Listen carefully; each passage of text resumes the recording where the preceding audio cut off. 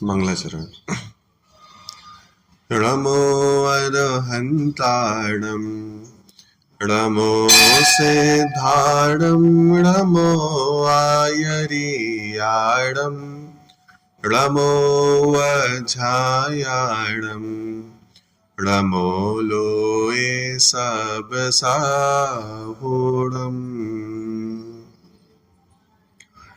मंगलम भगवान वीरो मंगलम गौतमो गणी मंगलम कुंद कुंदार्यो जैन धर्मोस्तु मंगलम सर्वमंगल मांगल्यम सर्वकल्याणकारकम् प्रधानं सर्वधर्माणां जैनं जयतु शासनम् जैनं जयतु शासनम्।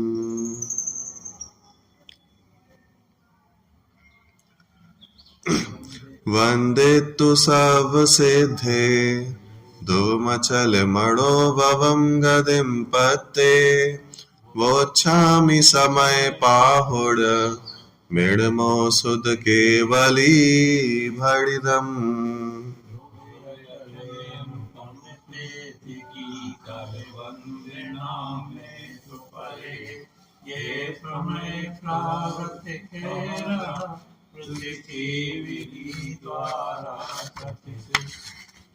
चल आचार्य कुंद देव द्वारा रचित समयसार नामक ग्रंथ पर अपनी चर्चा चल रही है और कल तीसरे कलश को अपन ने समाप्त किया था। आज समयसार की प्रथम गाथा से अपनी चर्चा प्रारंभ करनी है, बराबर। तो आज अपनी प्रथम गाथा प्रारंभ होने वाली है। तृतीय श्लोक में क्या कहा था? इस ग्रंथ के निर्माण का प्रयोजन स्पष्ट किया उन्होंने कि ग्रंथ का निर्माण क्यों कर रहा हूं मैं, कि भाई साहब ग्रंथ का निर्माण इसलिए कर रहा हूं ताकि ये जो मेरी परिणति में अशुद्धता है, मलिनता है, ये भी समाप्त हो जाए, मेरे अंदर भी शुद्धता प्रकट हो जाए, परम विशुद्धि को मैं प्राप्त करूं, बराबर। हाँ, प्रसिद्धि के लिए नहीं है, लौकिक वांछाएं नहीं है, मतलब अनेक जैसे कहते हैं ना, पहले तपस्या करते थे रिद्धि प्राप्त करने के लिए, वैभव प्राप्त करने के लिए, हाँ, आगामी जन्म में अच्छी वस्तुएं भोग प्राप्त हो, मतलब ऐसी कोई भी वांछा नहीं है। एकमात्र वांछा ये है कि ये जो मेरी परम विशुद्धि है ये मुझे प्राप्त हो जाए, बराबर। चलिए अब समयसार ग्रंथ की प्रथम गाथा जो आचार्य कुंद द्वारा देव द्वारा रचित है उसको अपन ने एक बार फिर से इसका गाथा पाठ कर लेते हैं। वंदे तु सर्वसिद्धे ध्रुवमचल मणोभवं गदिं पत्ते वोच्छामि समय पाहुड मेणमो सुध केवली भड़िदम्।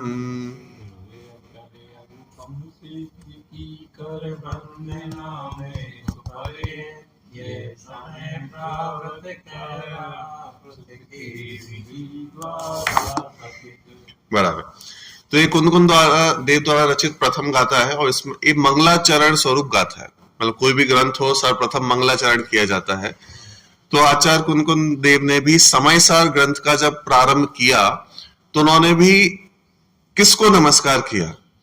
अब ये भी बहुत एक मार्मिक चीज होती है कि हम जो ग्रंथ प्रारंभ कर रहे हैं किसको नमस्कार करें, बराबर। जैसे मानो एकलव्य है, अब एकलव्य को धनुर्विद्या सीखनी है तो भाई धनुर्विद्या सीखने के लिए पहले वो नमस्कार करेगा, मंगलाचरण करेगा। तो किसको मंगलाचरण किया उसने? कि जो उसमें सर्वश्रेष्ठ है, जो उसके इष्ट है, भाई जिसके माध्यम से वो ये धनुर्विद्या सीखेगा। तो उसने अपने गुरु जो है उनकी एक प्रतिमा बनाई, उनका मंगलाचरण किया, उनको नमस्कार किया, बराबर। यानी जो हमारा लक्ष्य है उसमें जो सर्वश्रेष्ठ है सबसे पहले याद तो वही आएंगे, बराबर। ऐसे पूरे समय सार का मानो एक मात्र जो लक्ष्य है अपने आत्मा में सिद्धत्व की स्थापना, अपने आप को सिद्ध समान देखना, मतलब उन्हें इतनी महिमा आई कि ये पूरे ग्रंथ का जो सार है, 7 तत्वों को जानना, न पदार्थ में अपने आप को ढूंढना, अपने आप को किसके समान देख रहे हैं कि भाई वो सिद्ध भगवान के समान देखा जा रहा है। तो उन्हें सिद्ध भगवान की मानो इतनी महिमा आई तो उन्होंने सर्वप्रथम सिद्ध भगवान को नमस्कार किया। जैसे अन्य परमागम देखोगे ना कि जैसे कुंद आचार्य की पंचास्त्रिकाएं है, दूसरे दूसरे ग्रंथ भी हैं, बहुत सारे ग्रंथ हैं, तो उन्होंने अलग अलग जगहों पे अलग अलग इष्ट देवताओं को नमस्कार किया, बराबर। कहीं पे महावीर भगवान को भी नमस्कार किया, कहीं पे 24 तीर्थंकर को भी नमस्कार किया, अलग अलग को किया। लेकिन समय सार में उन्होंने स्पष्टतः सिद्ध परमेश्वरी को नमस्कार किया, क्योंकि भाई साहब सिद्ध परमेश्वरी से ही अपन को कार्य है। समय सार ग्रंथ में हमें सिद्ध परमेश्वरी को ही, सिद्ध भगवान को ही अपने अंदर में विराजमान करना है, बराबर। इसलिए उन्होंने वंदितु सब सिद्धे, कि मैं वंदना करके, किसकी? सब सिद्धे, सारे सिद्ध परमेश्वरियों की वंदना करके ये ग्रंथ कहना प्रारंभ करूंगा। देखो इसके एक पढ़ते हैं ऊपर से, प्रश्न क्रमांक 18 है, ठीक है। देखो, आत्मख्याति के मंगलाचरण के बाद अब आचार्य कुंद के समय सार की मूल गाथाएं आरंभ होती है, ठीक है। सर्वप्रथम मंगलाचरण की गाथा है, उसकी उत्थानिका लिखते हुए आत्मख्यातिकार आचार्य अमृतचंद्र लिखते हैं, अथ सूत्र अवतारहा। मतलब आचार्य अमृतचंद्र जो देव है, अब उसकी उत्थानिका लिखते हैं। कोई भी गाथा प्रारंभ हो उसके पहले उत्थानिका आती है, तो उत्थानिका लिखने के पहले आचार्य लिखते हैं अथ सूत्र अवतारहा, मतलब अब सूत्र का अवतार होता है। मतलब आप कल्पना करो, अंदर जब अमृतचंद्र आचार्य देव लिख रहे हैं तो कितनी महिमा है उनके अंदर। वो लिख रहे हैं सूत्र का अवतार होता है, और ये अवतार शब्द किसके लिए प्रयोग किया जाता है? जो लौकिक में जो भगवान हो और जगत का कल्याण करना हो, भाई बहुत पाप हो गया हो जगत में, और जगत के कल्याण के लिए भगवान का अवतार होता है, हाँ अवतरण होता है उनका, तो उसके लिए अवतरण शब्द का प्रयोग किया जाता है। यहाँ पे आचार्य देव ने सूत्र के लिए, एक गाथा के लिए अवतार शब्द का प्रयोग किया, कि मतलब उन्हें कितनी महिमा होगी कि एक एक गाथा से जगत का कल्याण होगा। जो भी इसे पढ़ेगा मानो ये साक्षात लक्ष्मी का वो वास है, इसमें सरस्वती का वास है, विद्या का वास है, बराबर। तो जो भी इसको पढ़ेगा उसका कल्याण होगा, इसलिए उन्होंने अवतार शब्द का प्रयोग किया। देखो, तो आचार्य अमृतचंद्र देव लिखते हैं कि अर्थ सूत्र अवतार, अब सूत्र का अवतार होता है, बराबर। आचार्य अमृतचंद्र के हृदय में समय सार की कितनी महिमा है, यह बात उनके इस कथन में झलकती है, बराबर। जैसे लोक में अवतार शब्द बहुत महिमावंत शब्द है, बराबर। यह शब्द लोक कल्याण के लिए भगवान के अवतरण के अर्थ में प्रयुक्त होता है, ठीक है।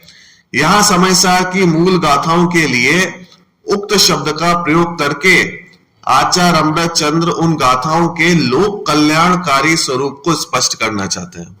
जैसे भगवान अगर अवतरित हो तो क्या होगा कि लोक का कल्याण होगा, ऐसा माना जाता है। ऐसे मानो इन गाथाओं का अवतरण हो रहा है, एक एक साक्षात मानो सीमंदर स्वामी की दिव्य ध्वनि से सीधे यहाँ पे लिखी जा रही है, तो उनका भी अवतरण हो रहा है। तो क्या होगा इन गाथाओं से कि जो भी इनका पाठन करेगा तो उसका क्या होगा? कल्याण होगा, लोक कल्याण होगा, बराबर। तो लोक कल्याणकारी स्वरूप को स्पष्ट करना चाहते हैं। तात्पर्य यह है कि आचार्य कुंद की इन गाथाओं में लोक के परम कल्याण की बात ही आने वाली है, दूसरी बात नहीं आने वाली, बराबर। चलो, इसका पाठ तो अपन ने कर ही लिया, अब इसका अर्थ देखते हैं। वंदित्व सब सिद्धे, यानी सब सिद्धों को वंदना करके कैसे है वो सिद्ध कि देखो, ध्रुव, अचल, अड़ोवम की 3 विशेषण दिए उन्होंने, कि एक तो ध्रुव, दूसरा अचल, और अड़ोवम मतलब अनुपम, गदिम पत्ते, ऐसी गति को प्राप्त। और ऐसे 3 गतियों के विशेषण हैं कि वो जो पंचम गति है ना, जो सिद्ध भगवान जहां पे प्राप्त हुए हैं, वो कैसी है? एक तो ध्रुव है, एक अचल है, एक अनुपम है, बराबर। तो उनको वंदना करके मैं क्या करूंगा, वो छामी समय पाहुड़म, कि मैं कहूंगा, वो छामी मतलब कहूंगा, किसको, समय प्रावृत को, समय सार को कहूंगा, समय प्रावृत को कहूंगा। ठीक है, कैसा है समय प्रावृत, सुध केवली भड़िदम, श्रुत केवलियों द्वारा कहा गया है। मतलब मैं अपने मन से कुछ नहीं कह रहा हूं, क्या कह रहा हूं, हाँ वो ही बात कह रहा हूं जो प्रामाणिक है, जो श्रुत केवलियों द्वारा कही गई है, वो ही बात यहां पे मैं कहने जा रहा हूं। बराबर। देखो हिंदी अर्थ देखते हैं। मैं ध्रुव अचल अनुपम गति को प्राप्त हुए सभी सिद्धों को नमस्कार कर श्रुत केवलियों द्वारा कहे गए समयसार नामक प्रावृत को कहूंगा। बराबर। ये प्रावृत शब्द है ना, इन्होंने लिखा है समय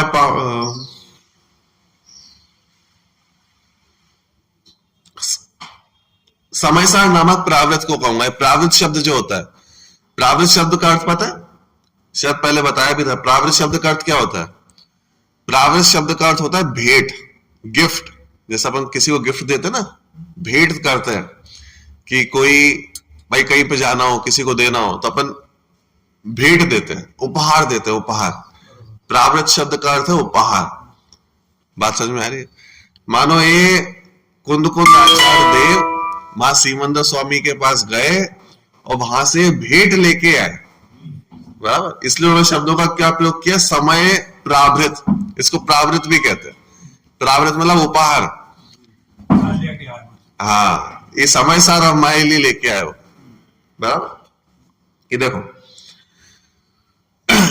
तो ये जो पंचम गति है, इसको अपन जिसको पंचम गति कहते हैं, उसके तीन विशेषण उन्होंने दिए। पहला दिया ध्रुव, दूसरा दिया अचल और तीसरा दिया अनुपम। अब तीनों शब्दों के अलग अलग अर्थ हैं और अलग अलग प्रयोजन है। क्या क्या प्रयोजन है, कि ध्रुव क्या होता है, हाँ ध्रुव मतलब होता है जो चेंज ना हो, हाँ एक सा रहे, सदा एक सा बना रहे, उसका नाम है ध्रुव। अचल शब्द का क्या अर्थ है, चलाए मानना। ठीक है, मतलब ध्रुव और अचल में अंतर है, अभी अपन देखेंगे उसको। मतलब सुनने में हो सकता है एक जैसा लग रहा है, लेकिन अंतर है दोनों में। ध्रुव अलग है, अचल अलग है। तो अचल का मतलब हो गया जो चलाए मान ना हो। ठीक है, और अनुपम मतलब क्या हो गया, अनुपम मतलब जिसकी उपमा नहीं की जा सकती। बात समझ में आ रहा है। अब ऐसी दो चीजें हो सकती है, या तो सब निंद वस्तु हो सकती है, या सर्वश्रेष्ठ वस्तु हो सकती है। भाई दोनों की उपमा नहीं दी जा सकती। लेकिन यहाँ पे अनुपम जो शब्द का प्रयोग होता है वो जनरली उत्कृष्ट के अर्थ में होता है। बराबर। चलो देखो, इन गाथा में आचार्य कुंद देव ने ध्रुव अचल अनुपम गति को प्राप्त सर्व सिद्धों को नमस्कार करके श्रुत केवलियों द्वारा कथित समयसार नामक ग्रंथादिराज बनाने की प्रतिज्ञा की है। बराबर। सबसे पहले उन्होंने प्रतिज्ञा की कि मैं इनको नमस्कार करके ऐसे सिद्धों को नमस्कार करके क्या करूंगा, इस समयसार नामक ग्रंथ की रचना प्रारंभ करूंगा। बराबर। तो सिद्ध परमेश्वरियों को उन्होंने नमस्कार किया। अब सिद्धों को क्यों किया वो भी अपन इसमें देखेंगे, क्योंकि तीसरे कलश में भी आप देखो, तीसरे कलश में भी उन्होंने क्या कहा कि जो तीन कषाय चौकड़ी की भी जो कषाय है, ये भी मलिनता है, मुझे इसका भी नाश करना है। और जो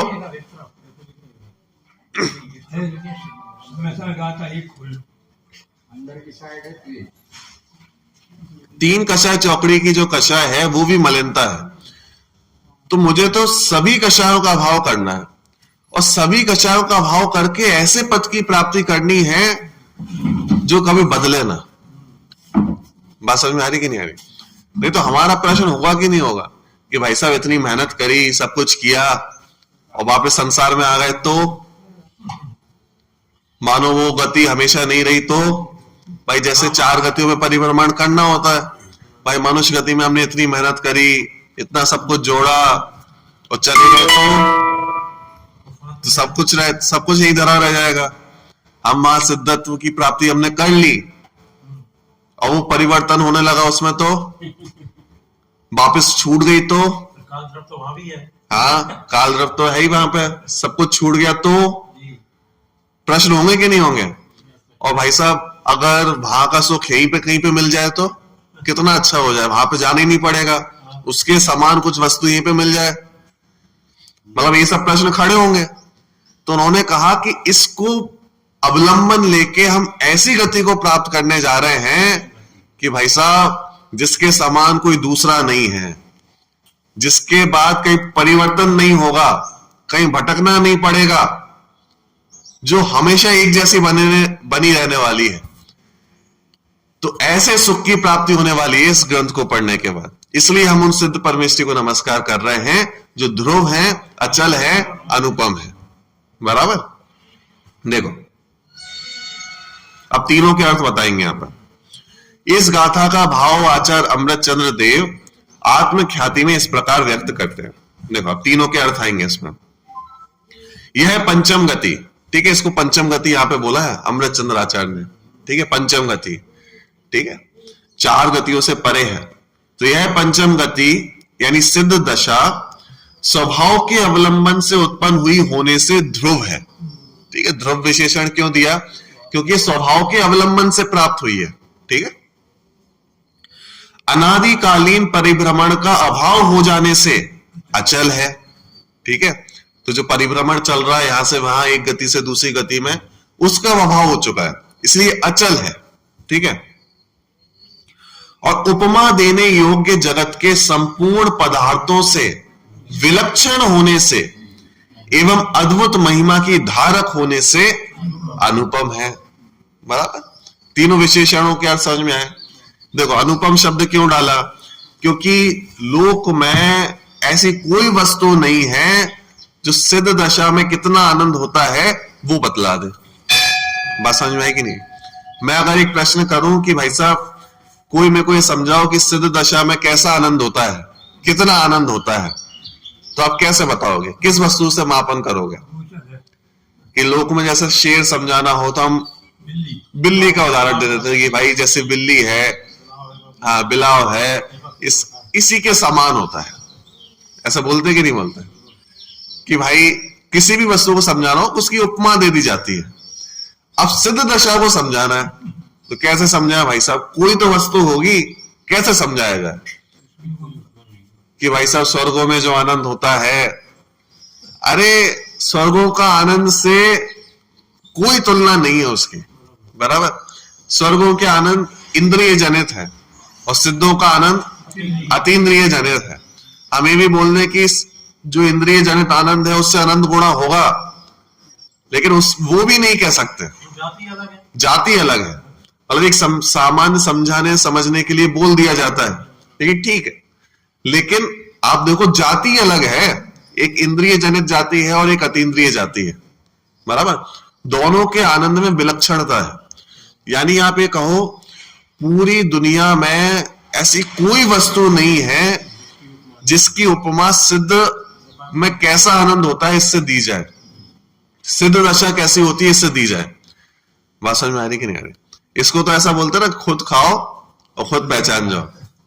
हाँ हाँ, मतलब रसगुल्ले का आनंद कैसा है कि स्वयं खाओ और स्वयं पहचानो। बराबर? तो इसलिए यहां पे अनुपम शब्द का प्रयोग किया। अनुपम मतलब जिसकी उपमा नहीं दी जा सके, ठीक है। दूसरा विशेषण उन्होंने दिया था ध्रुव, सॉरी पहले अचल ले लेते हैं। अचल, अचल का मतलब होता है जहां चलायमानता नहीं है, ठीक है, चलायमान पना समाप्त हो गया है। यानी एक बार जिसने सिद्ध अवस्था प्राप्त कर ली कि भाई साहब अब क्या होगा कि वापस मनुष्य गति में आना पड़ेगा, वापस त्रियंच गति, नरक गति, फिर से परिभ्रमण होगा, दूध से घी बन गया, अब कुछ नहीं होगा। हाँ, अब वापस बैग जाने की कोई व्यवस्था नहीं है। एक मत ये भी है, मतलब जैन मत नहीं, लेकिन दूसरा षड दर्शन होता है ना अपने, तो उसमें एक दर्शन ऐसा भी मानता है। तो वो ये मानता है कि आपने पूर्ण शुद्धता प्राप्त कर ली, आप वहां पे चले भी गए, मतलब शुद्ध सिद्ध अवस्था में प्राप्त भी कर लिया आपने, लेकिन वो हमेशा नहीं रहेगी। वो क्या होगा कि एक निश्चित काल तक वो अवस्था है, उसके पश्चात उस अवस्था का व्यय होकर आपको वापस इन चार गतियों में आना पड़ेगा। हाँ, मतलब वो अवस्था कैसी है कि कुछ समय का आपको आनंद देने वाली है, लेकिन हमेशा नहीं रहेगी। तो एक मत ऐसा मानता है, तो उस ऐसे मतों का निरसन करने के लिए कि भाई साहब ऐसा नहीं है, एक बार वो अवस्था प्राप्त हो गई तो कभी व्यय को प्राप्त नहीं होगी, कभी उसका प्राप्त अभाव नहीं होगा। तो इसलिए उन्होंने अचल शब्द का प्रयोग किया कि अब जो भटकना है ना, भटकना किसी को पसंद नहीं है, किसी भी कार्य में पसंद नहीं है। ना व्यापार में भटकना पसंद है, ना लौकिक कार्यों में भटकना पसंद है, और सांसारिक कार्यों में भी भटकना पसंद नहीं है। बराबर। तो हम तो क्या चाहते हैं कि एक स्थिरता चाहिए, सभी के मन में एक स्थिरता होती है कि भाई स्थिरता कहाँ प्राप्त हो। गतियों में भी भटक रहे हैं, यहां पे भी भटक रहे हैं, हर जगह भटकन है, स्थिरता कैसे प्राप्त हो। तो आचार्य कह रहे हैं कि भाई एक स्थिर स्वभाव का अवलंबन लोगे तो एक ऐसी स्थिरता प्राप्त होगी कि उसके बाद कभी भटकना नहीं पड़ेगा। बात समझ में आई कि नहीं। अभी तीनों विशेषण जो है ना, ये प्राप्त कैसे होंगे कि तीनों विशेषण जिसके अंदर है उसका अवलंबन लेंगे तो प्राप्त होंगे। समझ में आया कि नहीं। ध्रुव स्वभाव का अवलंबन लेंगे तो ध्रुव गति की प्राप्ति होगी, अचल स्वभाव का अवलंबन लेंगे तो अचल गति की प्राप्ति होगी, अनुपमेय स्वभाव का अवलंबन लेंगे तो अनुपम गति की प्राप्ति होगी। बात समझ में आ रही कि नहीं आ रही। बराबर। तो मेरा स्वभाव भी अचल है, परिवर्तन नहीं होता उसमें, इसलिए अचल गति की प्राप्ति होती है। और पहला विशेषण क्या दिया था, ध्रुव। ध्रुव दिया था। ध्रुव का मतलब क्या होता है, एक जैसा बना रहना। मतलब मैं एक गति से दूसरी गति में नहीं जा रहा, इसके लिए तो अचल, मतलब गतियों का परिभ्रमण नहीं हो रहा, इसलिए अचल। अच्छा, एक गति में हो, पंचम गति में हो, तो वहां पे भी तो कम ज्यादा कुछ होता होगा, कुछ बढ़ता घटता होगा, कुछ तो होता होगा। कि वहां पे भी कुछ नहीं होता, वो भी एक जैसा बना रहता है, इसलिए ध्रुव शब्द का प्रयोग किया। बात समझ में आई कि नहीं। तो ध्रुव शब्द है एक जैसा बने रहने के लिए, ठीक है। तो ध्रुव, और एक गति से दूसरी गति में नहीं जा रहे, उसके लिए अचल शब्द है। दोनों में अंतर समझ में आ गया। मतलब एक गति के अंदर की बात करेंगे तो ध्रुव, और दो गतियों की बात करेंगे तो अचल। बात समझ में आएगी नहीं, ठीक है। अब इसमें भी एक बात ध्यान रखना, क्या कि द्रव्य स्वभाव और पर्याय स्वभाव में थोड़ा सा अंतर होता है। द्रव्य स्वभाव तो एक रूप रहता है और पर्याय स्वभाव एक जैसा रहता है। क्या बोला, यह सिद्ध अवस्था है तो सिद्धत्व की पर्याय एक जैसी है, और सिद्ध परमेष्टि का जो द्रव्य है, द्रव्यत्व है, सिद्धत्व है, वो एक रूप है। क्या अंतर हुआ दोनों में, क्या अंतर हुआ कि एक को पकड़ोगे तो वो एक रूपी, एक सा नहीं है। एक सा तो कब कहा जाएगा कि जब दो चीजें हो, तीन चीजें हो, कंपेयर कर रहे हो हम किसी को। हाँ, मतलब एक से अनेक वस्तुएं, तब उन्हें एक सा कहा जाएगा। और एक ही वस्तु खड़ी हो तो एक सा थोड़ा कहा जाएगा, एक रूपी कहा जाएगा कि एक ही है। बराबर। द्रव्य स्वभाव सिद्धत्व एक रूपी है, ध्रुव ही है, वो एक रूपी है। और पर्याय स्वभाव वो तो पर्याय तो बदलेगी ना। ध्रुव स्वभाव होने पर भी पर्याय तो बदलेगी। अब सिद्धत्व अवस्था है, हम कह रहे हैं कि ध्रुव है, तो क्या बदलेगी नहीं क्या वो? क्या वहां पे काल द्रव्य का परिवर्तन नहीं होता क्या? क्या वहां पर्याय परिवर्तित नहीं होती क्या? अरे पर्याय भी परिवर्तित हो रही है, तो क्या कुछ चेंज हो जाता होगा उनमें? नहीं, पर्याय तो बदल रही है लेकिन एक जैसी बदल रही है, इसी का नाम ध्रुव है। बोलो बात समझ में आया कि नहीं आया? यानी वो एक जैसा होने को हम कहते हैं पर्याय स्वभाव, एक जैसा है, क्योंकि पर्याय बहुत सारी है ना, तो एक जैसी है। और द्रव्य स्वभाव सिद्धत्व वो तो एक रूपी है, उसमें थोड़ा परिवर्तन हो रहा है। बात समझ में आया कि नहीं? ठीक है, देखो यह पंचम गति स्वभाव के अवलंबन से उत्पन्न हुई होने से ध्रुव है, अनादिकालीन परिभ्रमण का अभाव हो जाने से अचल है, और उपमा देने योग्य जगत के संपूर्ण पदार्थों से विलक्षण होने से और अद्भुत महिमा की धारक होने से अनुपम है। बराबर। अब देखो, धर्म, अर्थ और काम इस त्रिवर्ग से भिन्न होने के कारण अपवर्ग है नाम जिसका, ऐसी पंचम गति को प्राप्त सर्व सिद्धों को। अब इन्होंने एक और विशेषण दिया, अपवर्ग। अब आपने सुना होगा 4 वर्ग होते हैं, धर्म, अर्थ, काम और मोक्ष। पुरुषार्थ कहते हैं इन्हें। 4 पुरुषार्थ माने जाते हैं षट दर्शन में। मतलब आप लौकिक साहित्य पढ़े तो 4 पुरुषार्थ माने जाते हैं, धर्म पुरुषार्थ, अर्थ पुरुषार्थ, काम पुरुषार्थ और मोक्ष पुरुषार्थ। इसमें जो 3 पुरुषार्थ होते हैं प्रारंभ के, धर्म, अर्थ और काम, इन्हें त्रिवर्ग कहते हैं। मतलब ये संसार के कार्य हैं। बराबर। और जो चौथा वर्ग है मोक्ष, ये तीनों से भिन्न है, इसलिए इसका नाम है अपवर्ग। अपवर्ग मतलब तीनों वर्गों से जो भिन्न हो चुका है, निराला हो चुका है, इसलिए इसका नाम होता है अपवर्ग। यानी मोक्ष का पुरुषार्थ मोक्ष को देगा और ये तीनों पुरुषार्थ संसार को देने वाले हैं। बराबर। इसलिए इनकी जाति अलग अलग है। इसलिए यहां पे इन्होंने जो मोक्ष है, सिद्ध अवस्था है, उसको अपवर्ग बोला। बराबर। देखो, धर्म, अर्थ और काम इस त्रिवर्ग से भिन्न होने के कारण अपवर्ग है नाम जिसका। ठीक है, अपवर्ग नाम है इसका। ऐसी पंचम गति को प्राप्त सर्व सिद्धों को। अब कैसे वो सिद्ध? कि जो मेरे आत्मा की साध दशा के स्थान पर हैं। ठीक है, अर्थात जैसा मुझे बनना है, जो मेरा आदर्श है उसके स्थान पर हैं, उन सर्व सिद्धों को भाव स्तुति और द्रव्य स्तुति के माध्यम से अपने और पर के आत्मा में स्थापित करके। अब देख रहे हो, मतलब सिद्ध भगवान को कैसे नमस्कार करने वाले हैं। मतलब ऐसे ही नहीं सामान्य नमस्कार कर दिया। पहले तो बहुत सारी चीजें हैं इसमें। एक तो भाव स्तुति और द्रव्य स्तुति, दोनों स्तुतियां अलग अलग है। द्रव्य स्तुति तो एक सामान्य हम करते ही हैं। ठीक है, मन वचन काय, तीनों आ गए इसमें। मन वचन काय के माध्यम से जो स्तुति की गई उसको आप द्रव्य स्तुति कह सकते हो। और जैसे सिद्ध भगवान हैं वैसा अपने आप को मानकर, अनुभव करके उसमें ही रम जाना, उसका नाम क्या है? उसका नाम है भाव स्तुति। बात समझ आई कि नहीं? और कब होगी भाव स्तुति? तो इन्होंने मार्ग बताया है भाव स्तुति का। क्या करना है? उन सिद्ध भगवान को अपने में भी स्थापित करो, और सिर्फ अपने में नहीं, जितने हैं सब में स्थापित करो, तब वो सिद्ध अवस्था अपने में दिखेगी।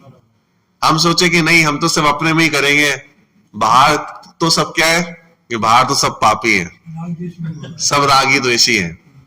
कि नहीं भाई साहब, राग द्वेष अगर दिख रहे हैं, वो सिद्ध स्वभाव नहीं दिख रहा है, द्रव्य स्वभाव नहीं दिख रहा है सबका, वो पर्याय स्वभाव से भिन्न करके वो द्रव्य स्वभाव तक नहीं पहुंच रहे कि अरे ये भी तो वही है, जैसा मेरा स्वभाव वैसे ही तो ये है, वैसे ही तो इनका स्वभाव है। सबका स्वभाव तो समान है, मात्र पर्यायगत भेद ही तो है। इस पॉइंट तक अगर हम नहीं पहुंच रहे हैं तो ये समझना चाहिए कि हम अपने आप तक भी नहीं पहुंच पाएंगे। दृष्टि है, दृष्टि। सब में अगर वो समानता नहीं दिख रही है तो अपने में कैसे दिखाई देगी? बात समझ में आएगी नहीं? तो देखो, द्रव्य दृष्टि से देखना पड़ेगा। हाँ, सबको द्रव्य दृष्टि से देखना है। जो मेरे आत्मा की सार दशा के स्थान पर है, अर्थात जैसा मुझे बनना है, जो मेरा आदर्श है उसके स्थान पर है। ठीक है, इसलिए इनको शब्द दिया है टीका में प्रतिछंद स्थानीयान, कि जो मेरे प्रतिछंद के समान है।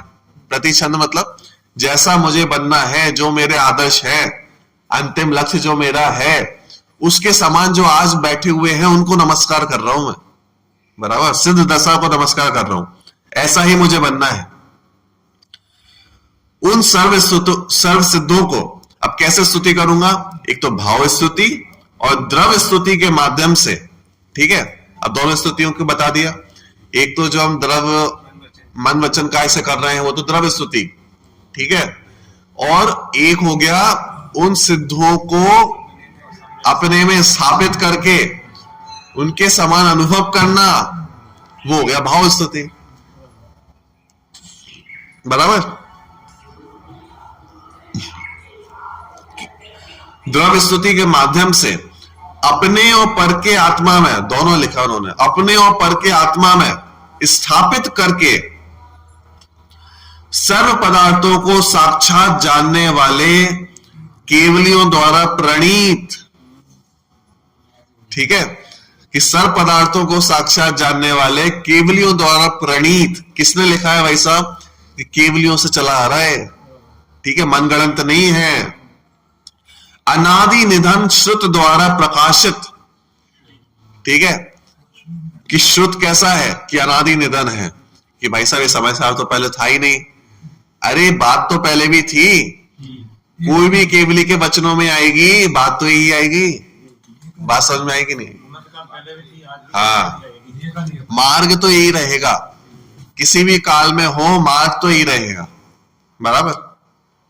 तो अनादि निधन श्रुत द्वारा प्रकाशित, स्वयं अनुभव करने वाले शुद्ध केवलियों द्वारा, कि भाई ये बात जो है ना ये प्रमाणित भी है, ऐसे नहीं कि उन्होंने कह दी, उन्होंने स्वयं इसका अवलंबन लिया और ये प्रमाणित किया कि ऐसा हो सकता है। मतलब भाई हम किसी को कोई उपचार बताएं, कोई रोगी हो और कोई उसको दवाई बताए तो कहें कि भाई इससे सही हो जाएगा, और हमें भी वही बीमारी हो, सालों से हो और हम सही नहीं हो रहे, तो वो सामने वाला कोई बात मानेगा कि भाई स्वयं तो सही हो नहीं रहे, हमें बता रहे हो?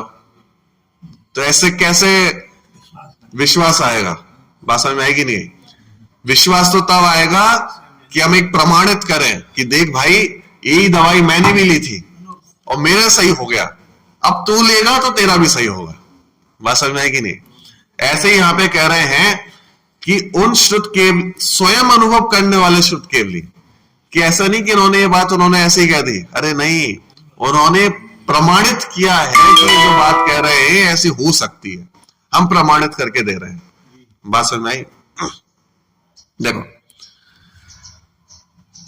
स्वयं अनुभव करने वाले शुद्ध केवलियों द्वारा कथित होने से प्रमाणता को प्राप्त है, ठीक है। मतलब प्रमाणता कहां से आई इसमें? तो प्रमाणता आई ऐसे कि स्वयं उन्होंने प्रमाणित किया, इसलिए इस बात में प्रमाणता आई, ठीक है।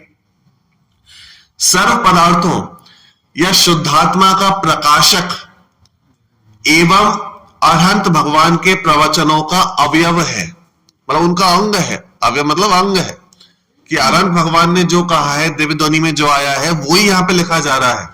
मतलब ये प्रमाणता दी जा रही है कि अरहंतों की वाणी में ऐसा आया है, शुद्ध केवलियों ने ऐसा कहा है, उनके द्वारा इसका फल भी प्राप्त हुआ है, वही बात हम यहां पे कह रहे हैं। मतलब ये बात की गंभीरता बतलाई जा रही है। बात समझ में आएगी नहीं? मतलब जैसे किसी भी बात की गंभीरता कैसे आती है कि हम उसको किन व्यक्तियों के साथ जोड़ रहे हैं। बराबर। आपको कोई अपना व्यापार में माल बेचना है तो हम क्या बोलते हैं कि नहीं भाई साहब देखो ये वो फिल्म स्टार भी यूज करते हैं इसको, तो इसमें क्या हो गया कि हमें क्या मतलब उनसे, कि भाई साहब इसमें गंभीरता आती है ऐसी बात से कि वो भी कर रहे हैं तो भाई साहब आप कर सकते हो। बात समझ में आई कि नहीं? तो इसमें क्या बोल रहे हैं कि ये बात कैसी है? अरे अरहंतों ने कही हुई है, शुद्ध केवलियों द्वारा प्रमाणित है। एक एक बात से गंभीरता डाल रहे हैं इसमें, ठीक है। कैसी बात है कि सर्व पदार्थों या शुद्धात्मा का प्रकाशक एवं अरहंत भगवान के प्रवचनों का अवयव है, जो ऐसे इस समयसार नामक ग्रंथ का अपने और पराए अनादिकालीन मोह के नाश के लिए, ठीक है, भाव वचन और द्रव वचन के माध्यम से परिभाषण आरंभ किया जाता है, ठीक है। अब इसमें किसके मोह के नाश के लिए? कि भाई साहब स्वयं का तो हम करना ही है, और साथ में इसकी जो टीका जो पड़ेगा उसका भी नाश होगा। तो आचार्य अमरचंद्र देव लिख रहे हैं ना, तो वो तो तीसरे कलश में लिख के ही है कि भाई साहब मेरा तो जो है लक्ष्य क्लियर है एकदम। क्यों लिख रहा हूं? कि मोह का नाश करना है। तो उन्होंने कहा इससे मैं तो प्रतिज्ञा कर रहा हूं कि मोह का नाश करूंगा ही, लेकिन जो इसको पढ़ेगा उसका भी मोह का नाश होगा। बात समझ में आई? तो इसलिए उन्होंने लिखा, मेरे अपने और पराये अनादिकालीन मोह के नाश के लिए भाव वचन और द्रव वचन के माध्यम से परिभाषण आरंभ किया जाता है। बराबर।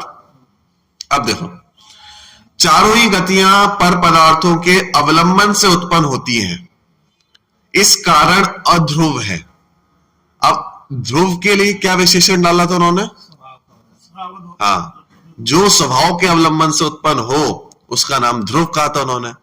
अब इसका मतलब क्या कहना चाहते हैं? देखो, बाहर की जितनी भी चीजें हैं, जितनी भी A to Z, वो कैसी हैं?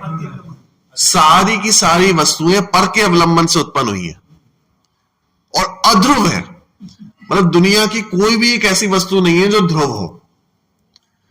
मतलब जो संयोग होते हैं ना, संयोगों के लिए एक उपमा दी जाती है कि संयोग जितने भी होते हैं, हाँ, वो वियोग की तिथि अपने साथ लिख के आते हैं। मतलब ये समझो कि जिस समय आपको कोई वस्तु का संयोग हुआ ना, उस समय ही उस पर लिखा हुआ है कि ये वस्तु कब जाने वाली है। एक्सपायरी डेट लिखी हुई है उस पर। जैसे आप कोई वस्तु लेके आओ ना बाजार से, तो उसमें लिखा होता है भाई इसकी एक्सपायरी डेट क्या है, कब तक चलेगी। शरीर के साथ संयोग है ना, हाँ तो मैं निश्चित है कि इतने समय तक रहेगा। हाँ, ये बाद में कोई निश्चित नहीं हुआ है। ये वायु कर्म एक बार ही चलता है। बाद में निश्चित नहीं होती है वस्तु कि भाई ये कब समाप्त हो जाएगी। जिस समय संयोग हुआ है उस पर उसकी एक्सपायरी डेट लिख दी जाती है, बस हमें पता नहीं होता। बात समझ में आएगी नहीं? कि हम कोई नया कपड़ा लेके आए और 2 दिन बाद ही फट गया, और एक कपड़ा है जो सालों से चल रहा है, अभी भी अलमारी में रखा हुआ है, तो हम उसमें ऐसा लगता है कि नहीं भाई साहब बहुत बुरा हो गया, 2 दिन में ही चला गया। हमें नहीं पता था, लेकिन जिस समय वो उसको खरीद रहे थे उस समय उसमें लिखा हुआ था 2 दिन तक ही चलेगी। हाँ, हम निर्माता नहीं है, विक्रेता है। बात समझ में आया कि नहीं आया? तो संयोग पर वियोग की तिथि लिखी होती है। दुनिया का ऐसा कोई भी संयोग नहीं है जो अनादिकाल से हमारे साथ चल रहा हो। कोई भी नहीं है कि भाई साहब कर्म, अरे कर्म भी नहीं टिकते, उनकी भी एक लिमिट है। हाँ, मतलब हाईएस्ट में अगर कोई कर्म टिकेगा तो मानो 70 कोड़ा कोड़ी सागर तक टिक सकता है, इसके बाद तो वो भी नहीं टिकता, वो भी साथ छोड़ देता है। शरीर तो कितना ही रहेगा, कितने से टाइम के लिए रहेगा। संयोग तो पहले ही चले जाते हैं, शरीर छूटने के पहले संयोग चले जाते हैं, कितने टिकते हैं। हाँ, मतलब दुनिया का कोई भी निमित्त ऐसा नहीं है जो अनादिकाल से रहे और अनंत काल तक रह पाए। बराबर। हर वस्तु अध्रुव है। बाहर में जहां भी अपन देखने जाएंगे हम सोचेंगे कि एक स्थायित्व मिल जाए, बाहर में कहीं स्थायित्व नहीं मिल सकता। मतलब एक जगह से दूसरी जगह, दूसरी से तीसरी, तीसरी से चौथी, परिवर्तन का नाम ही संसार, इसलिए तो कहते हैं परिवर्तन का नाम ही संसार है। बात समझ में आएगी नहीं? अध्रुवता है। और ये अध्रुवता क्यों हो रही है? क्योंकि पर पदार्थों के आश्रय से उत्पन्न हुई है। पर पदार्थ ही अध्रुव है, पुद्गल ही अध्रुव है, तो उसमें ध्रुव स्वभाव कैसे आएगा? हम उसका संयोग कितना ही कर लें तो अध्रुवता ही तो पैदा होगी। बात समझ में आएगी नहीं? इसलिए यहां पे ये बोला कि पर पदार्थ जितने भी हैं वो सारे अध्रुव हैं। चारों गतियां जितनी भी अध्रुव हैं। क्यों? क्योंकि पर द्रव्य के आश्रय से उत्पन्न हुई है। हम जब जब इनका पर द्रव्य का संयोग किया है तब तब ये गतियां उत्पन्न हुई है, इसलिए अध्रुव है। इसलिए उन्होंने बोला जैसे ही हम अपना आश्रय करेंगे तो अपना क्या है कि ध्रुव स्वभाव है। ध्रुव स्वभाव का मतलब क्या है कि अरे तुम आज करो या इसका अवलंबन अनादिकाल पहले किया होता या अनंत काल बाद करो, स्वभाव वैसा का वैसा ही मिलेगा। बोलो बात समझ में आएगी नहीं? आप कुछ समय के लिए घर में दाल रख के छोड़ दो तो 10 दिन पहले रखो और 10 दिन बाद निकालो तो अंतर दिखाई दे जाएगा उसमें। वो वैसी की वैसी नहीं रहेगी, सड़ जाएगी। लेकिन ये सड़ता नहीं है अंदर का स्वभाव। आपने पहले अनुभव किया होता या आज करो या छोड़ दो अभी, अनंत काल बाद करना, स्वभाव टस से मस नहीं होगा। और ऐसे ध्रुव स्वभाव के अवलंबन से जो पर्याय उत्पन्न होती है वो भी ध्रुव हो जाती है। बात समझ में आएगी नहीं? इसलिए उन्होंने लिखा, ध्रुव का जो विशेषण डाला ना उन्होंने ये डाला कि स्वभाव के अवलंबन से जो उत्पन्न हुई है उसका नाम ध्रुव है। क्योंकि स्वभाव के अवलंबन से जो भी उत्पन्न होगा उसका नाम ध्रुवी कहलाएगा। बात समझ में आई कि नहीं? बराबर। तो देखो अभी तीनों के अर्थ बता रहे हैं, इनके मतलब विशेषण खोल रहे हैं इनको। चारों ही गतियां जो है वो पर पदार्थों के अवलंबन से उत्पन्न होती हैं, इस कारण अध्रुव है, विनाशिक है, नाश को प्राप्त होंगी। पर पंचम गति सिद्ध दशा स्वभाव के अवलंबन से उत्पन्न होती है, बराबर, स्वभाव के अवलंबन से उत्पन्न होती है, अतः ध्रुव है, अविनाशी है, सदा एक सी रहने वाली है, इसमें कोई परिवर्तन आने वाला नहीं है। बराबर। देखो अब आप कहोगे कि क्या कोई परिवर्तन नहीं होता? कुछ तो परिवर्तन होता होगा कि भाई साहब पर्याय है तो परिवर्तन तो होगा, लेकिन एक जैसा होगा। देखो यद्यपि परिवर्तन तो सिद्ध दशा में भी होता है, बराबर, पर वह परिवर्तन सदा एक सा ही होता है। जड़ हो जाएगा तो कौन सिद्ध दशा प्राप्त करेगा? तो करेगा। बराबर। बात समझ में आई? परिवर्तन तो होगा लेकिन परिवर्तन एक जैसा होगा, ये बात यहां पे बतला रहे हैं। परिवर्तन में भेद नहीं होगा, मतलब ऐसा परिवर्तन नहीं होगा कि आज तो सिद्ध अवस्था में है, कल संसारी में आ गए, फिर त्रैंच में आ गए और फिर वापस सिद्ध में पहुंच गए। अरे नहीं नहीं नहीं, ऐसी व्यवस्था यहां पे नहीं है। बराबर। षटगुणी हानि वृद्धि का नाम भी सुना होगा आपने। सिद्धों में भी षटगुणी हानि वृद्धि होती है, उनकी जो पर्याय होती है ना, पर्याय, तो वहां पे भी षटगुणी हानि भी होती है पर्यायों में, और षटगुणी वृद्धि भी होती है, मतलब हानि वृद्धि दोनों ही चलती रहती है वहां पे भी। आनंद आनंद आनंद। हाँ, लेकिन पर्याय फिर भी एक सामान्य बनी रहती है, कांस्टेंट बनी रहती है। ठीक है। यद्यपि परिवर्तन तो सिद्ध दशा में भी होता है, पर वह परिवर्तन सदा एक सा ही होता है, सुख रूपी होता है, इस कारण इसे ध्रुव कहा है। ठीक है। सदा एक रूप ही रहने वाले ध्रुव स्वभाव के अवलंबन से, अब जो अपन ने बोला ना कि भाई जिसका अवलंबन लोगे वैसी पर्याय उत्पन्न होगी, तो सदा एक रूप ही रहने वाले ध्रुव स्वभाव उसके अवलंबन से उत्पन्न होने के कारण सिद्ध दशा सदा एक से आनंद रूप ही रहती है, एक से ही आनंद रहता है उसमें। हाँ, एक ही जाति का है, मतलब ऐसा नहीं कि पहले कुछ ज्यादा आनंद था बाद में थोड़ा कम होगा, नहीं नहीं नहीं, सदा एक से ही आनंद रहता है। बराबर। शांति रूप ही रहता है, पर अनेक रूप धारण करने वाले पर पदार्थों के आश्रय से उत्पन्न होने के कारण चारों गतियों रूप संसार दशा सांसारिक दुख सुख रूप होती रहती है, मतलब सांसारिक दशा तो बदलती रहेंगी। हाँ, सांसारिक सुख भी दुख रूप ही है तथा दुखों का रूप भी बदलता रहता है, इस कारण संसार दशा अध्रुव है, चारों गतियां अध्रुव है। बराबर। मतलब एक तो दो तरीके से इन्होंने बदलाव बोला, एक तो सुख रूप और दुख रूप बदलता रहता है, और अगर दुख रूप भी चल रहा है तो कम दुख ज्यादा दुख ऐसा भी बदलता रहता है। कम दुख के लिए सुख कहा है। हाँ, कम दुख को सुख बोल देते हैं, लेकिन वास्तव में है तो क्या वो भी दुखी है। बात समझ में आएगी नहीं? हाँ, लेकिन सिद्ध दशा में ऐसा नहीं है। सिद्ध दशा में क्या है कि सिद्ध दशा में एक तो सुख रूप दुख रूप ऐसा नहीं बदलता कि आज सुख है फिर दुख है, फिर सुख है फिर दुख है, एक तो ऐसा नहीं बदलता, हमेशा सुख रूप चलता रहता है। और दूसरा जो सुख रूप चल रहा है ना, उसमें भी तारतम्यता नहीं होता। मतलब क्या कि अभी ज्यादा सुख है फिर कम सुख होगा, फिर ज्यादा सुख होगा, ऐसा परिवर्तन भी नहीं होता। इसलिए इसको हमने कहा ध्रुव। ठीक है। मतलब वो ईसीजी की मशीन में जो आता है ना, ऐसा ऐसा ऐसा वाइब्रेशंस होती रहती है, वैसे ही इसमें कुछ भी नहीं होता, सदा एक जैसा बना रहता है। बोलो बात समझ में आएगी नहीं आई? ठीक है। चलो, तो अभी तक का विषय अपन यहीं तक रखते हैं। अभी अपन ने ध्रुव विशेषण तक समझा, इसके बाद अचल अनुपम, फिर अपवर्ग की चर्चा भी आएगी, फिर बहुत सारी चर्चा है, सिद्धत्व को कैसे स्थापित करना है, वंदना कैसे करनी है, उस सबकी चर्चा अपन कल से प्रारंभ करेंगे। ठीक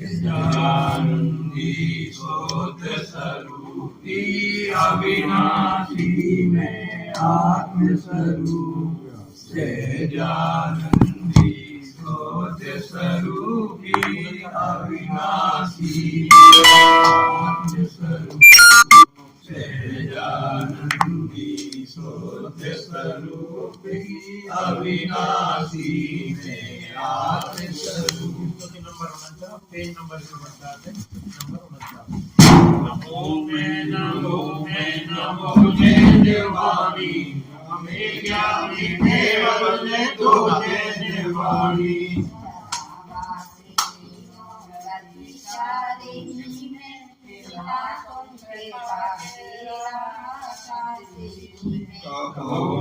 से दोस्तों कहानो कहानी हमें ज्ञान केवल दो जैन वाणी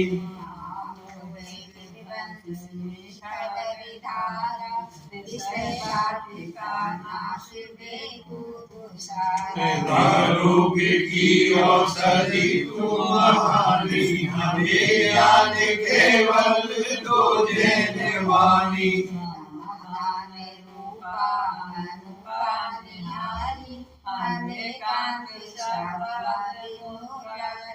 तुम्ही सत्य का साधनानी बखानी हमें ज्ञान केवल दो जैन वाणी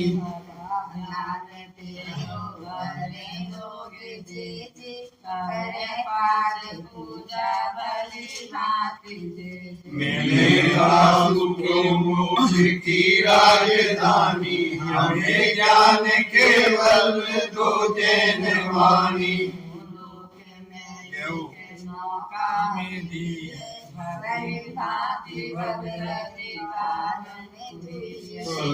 धर्म धारा पिलाती है वाणी हमें ज्ञान केवल दो जैन वाणी